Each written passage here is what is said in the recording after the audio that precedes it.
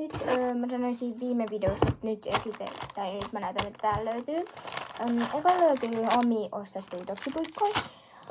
Sitten peili, tämmönen. Tähän saa valot päälle, mutta täällä ei ole nyt patteria. Sitten löytyy käsirasvaa, tämmönen ponto, pelkkää vettä. Sitten mun oma erikoistehoste, jota mä en nyt näytä. Sitten löytyy 2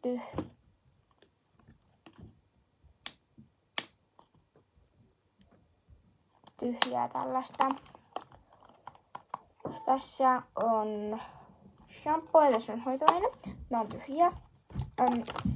Sitten löytyy kynsilakkoja, huulirasva, kasvomaskivettä, tämmönen ja tämmönen.